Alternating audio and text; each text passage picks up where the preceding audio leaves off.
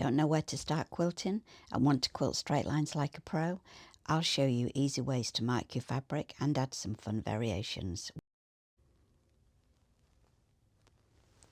This is the quilt top that I'm going to be working on today to demonstrate the straight line machine quilting, and these are some of the tools that I'll use later for marking on the fabrics. On my machine here I have a walking foot. Just move this out of the way so you can see it. So this is a special foot that you can get for your machine, or some machines come with them, and it helps to move the fabric through evenly. On a lot of machines, when the fabric's very thick, if you're quilting a long row, by the time you get to the end, you've got an excess of material, usually on the bottom, and this stops that from happening. On this particular machine, although this is the walking foot it came with, I've actually never used this walking foot because this sewing machine actually has a pressure button. This releases the pressure that's on the foot, on any foot, and I have put the pressure all the way up because that's what it said to do on the instructions for putting the walking foot on.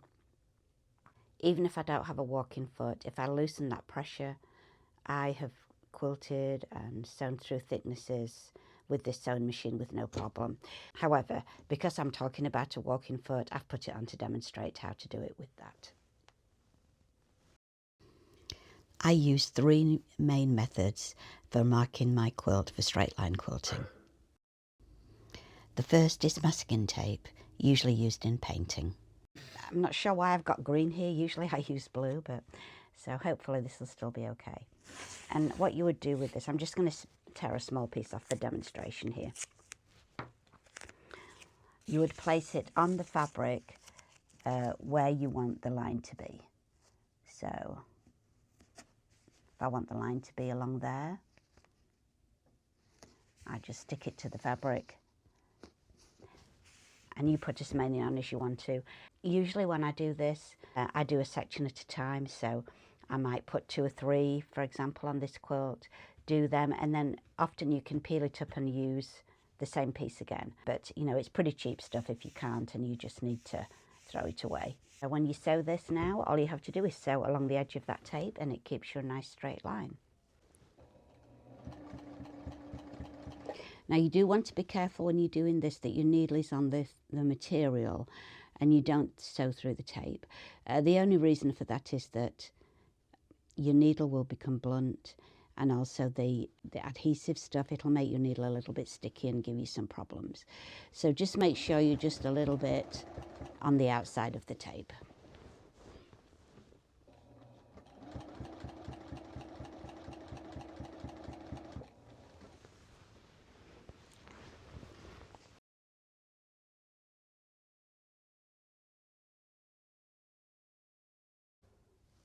Can you see the stitching there? This is one of the easiest methods, I think, of marking, and I quite often use it if I'm doing a diamond pattern. I have a little sample here. Let's just call this a pretend quilt. The second method I use a lot is a ruler and a heat erasable pen or ceramic pencil. You can use straight lines to form a diamond pattern.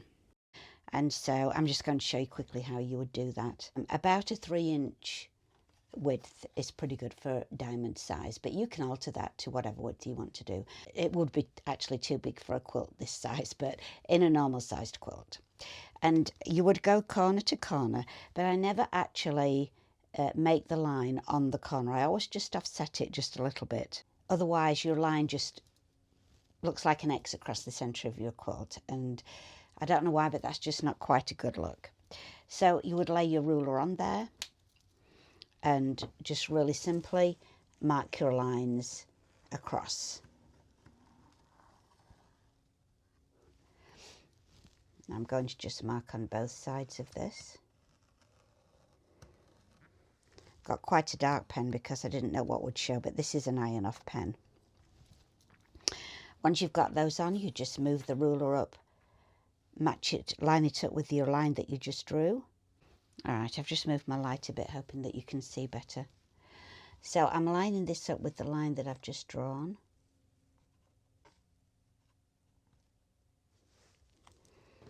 And drawing again.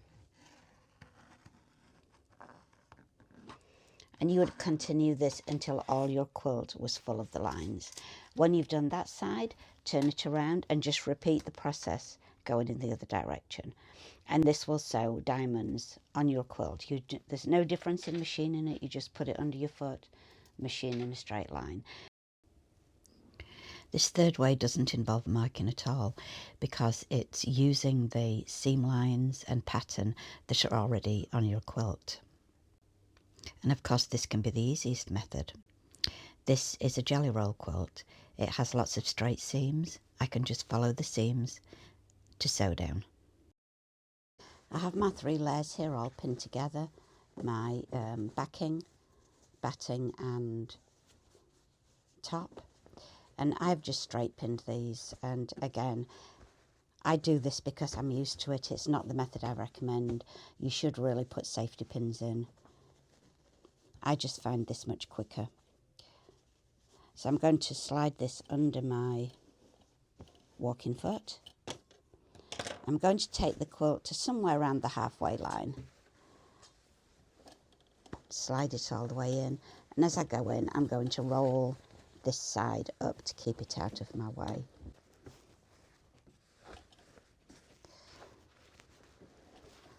So let's just do it from there for now. And you'll notice I don't have quilting gloves on for this. I don't have to manoeuvre the fabric a lot. This is a lot of fabric though, so if I do find that it's a problem, I can always get my gloves out and use them.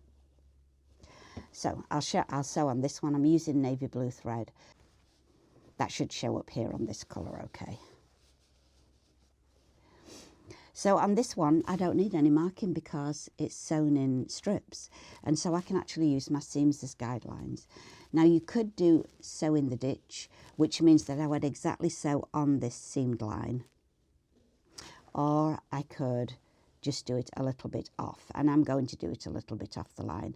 And what I'm going to do is I'm going to use the edge of my foot as the guide for where I do my stitch. And that'll just help to keep it in a straight line. And I've got this on a fairly big stitch. It's a 3 on my setting. I usually quilt on a 2, so it's about half as big a stitch again because of the layers that I'm sewing through.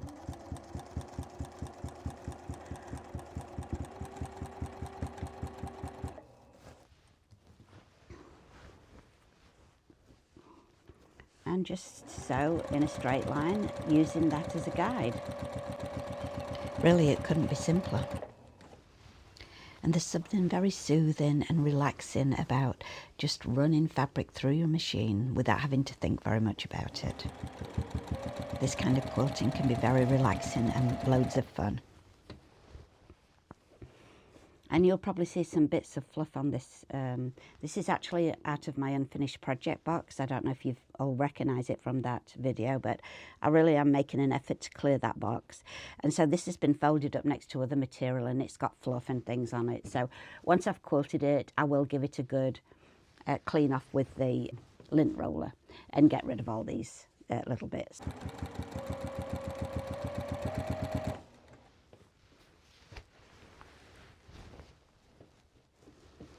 And you know, if you're a beginner quilter and you're worried about how you're actually going to quilt your project, and I do remember when I first began, I wanted to do the quilting, and I made the tops, but I just seemed to not be sure how to set about quilting the whole things together.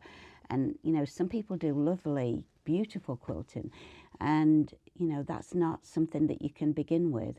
So this is a really quick and simple way of doing this, and you can manage it on most machines because you can roll this up so small to get it under this archway here.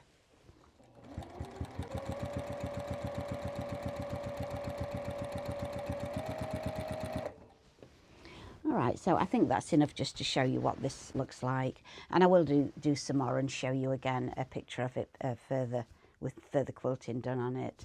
I think you can see there the quilting, what that's going to look like, and it looks really neat, especially on a quilt like this that's plain. That'll just enhance the striped effect, and I think that'll look really good when it's finished. I've done navy blue because the backing is navy blue, and for the front I just wanted a dark colour. Try these variations, diamonds. And here I'm showing you the back of the quilt because it doesn't show up well on the front.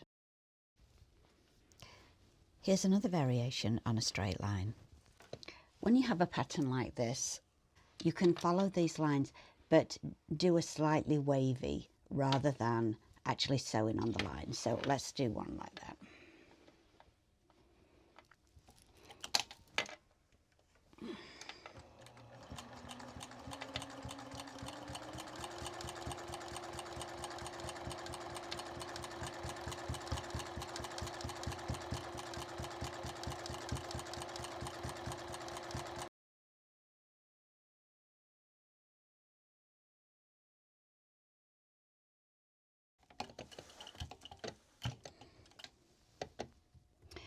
Now you can do your whole quilt like that.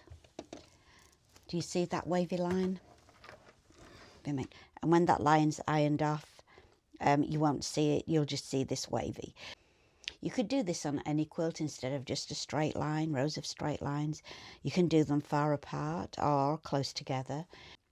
Batting nowadays is so good that you really don't need a whole lot of stitching to hold it in place. It used to be you had to do it quite close together or it would pull apart, but that's not true anymore. Just to do one along each of these rows would be sufficient. There is another way of doing this where it's quite heavily quilted and you do many of these, some straight, some wavy, fairly close together, and you get kind of a tree bark look, and it's quite dense quilting.